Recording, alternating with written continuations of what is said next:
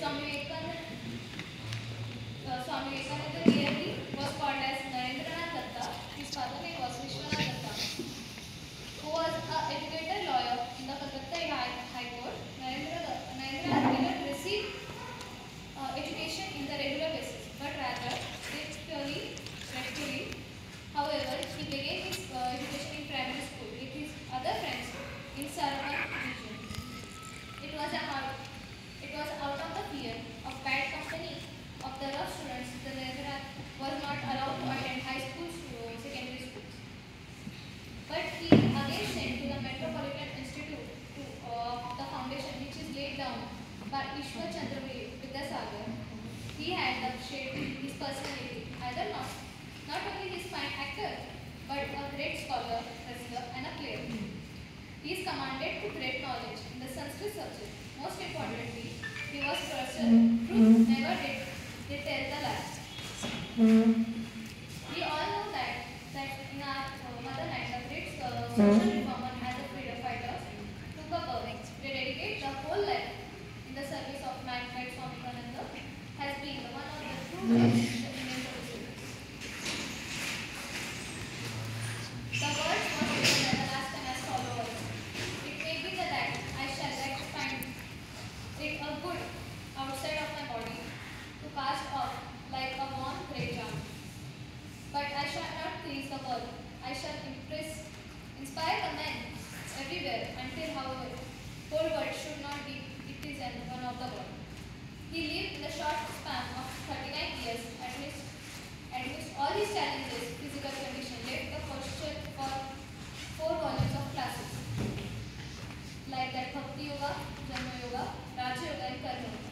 This was a brilliant treatise of Hindu philosophy. And with this, I would like to end my speech. Thank you.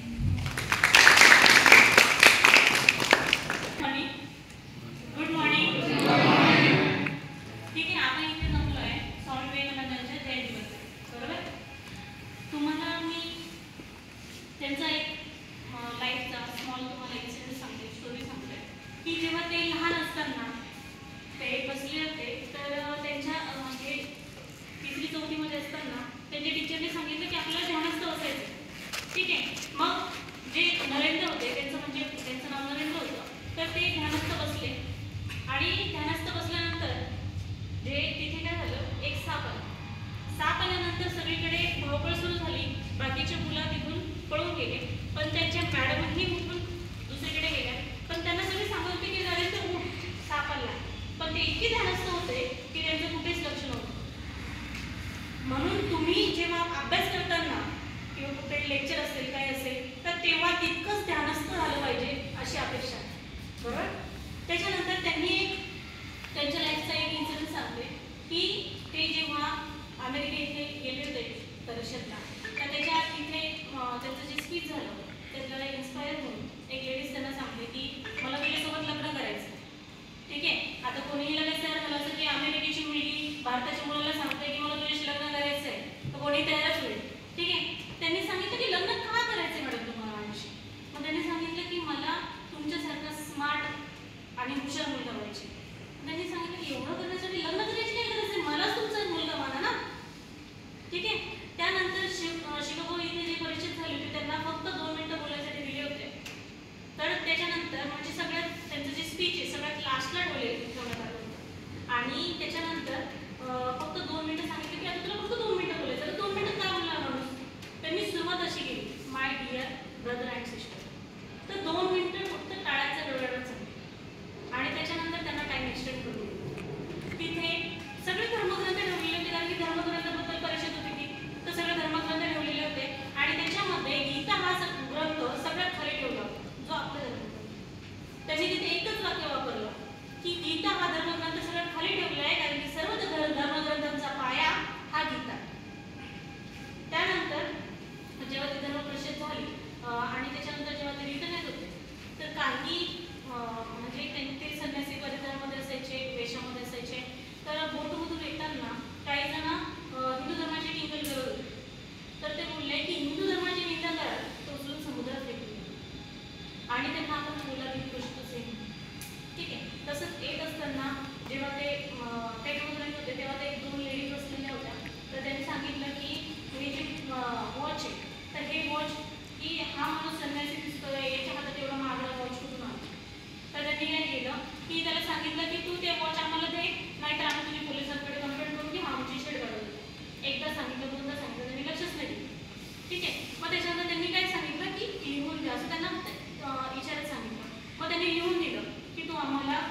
म्हणजे otherwise आम्ही पोलिसांना बोलून सांगू की यांनी आमची छेड काढली.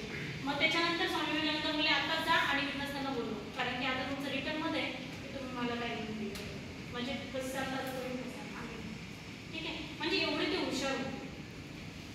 जेव्हा त्यांचे जे स्वामी होते म्हणजे त्यांची खूप अडचणीची परिस्थिती होती, तर त्यांनी सांगितलं की मला पैसा पाहिजे. मग त्यांच्या स्वामींनी सांगितलं की जा आणि तुम्ही खालेमातीचं आहे तिथे तुम्ही तिथे तू साधना कर आणि तुला देवी प्रसन्न होईल, तिथं तू सांग पैसा पाहिजे. तर त्यांनी ध्यानस्थ झाले, देवी प्रसन्न झाली आणि त्यांनी काय सांगितलं की त्यांच्या तोंडातून पैसा आलाच नाही, त्यामुळे मला बुद्धी पाहिजे. मग त्याच्यानंतर परत ते त्यांच्या गुरुकडे गेले की मला म्हणजे असं झालं, मला पैशाऐवजी मी बुद्धीच मागितली. मला एक काम कर, परत कर. असं 3दा त्यांनी तप केलं, 3दा देवी प्रसन्न झाली, 3दा त्यांनी फक्त बुद्धी मागितली आणि त्यांना इतकी बुद्धिमत्ता आलेली होती त्याच्यानंतर की कुठलंही आता जसं ते लायब्ररीमध्ये जायचं, आता आपण लायब्ररीमध्ये बसतोय, तर लायब्ररीमध्ये जेव्हा ते जायचे तर तेव्हा प्रत्येक वेळेस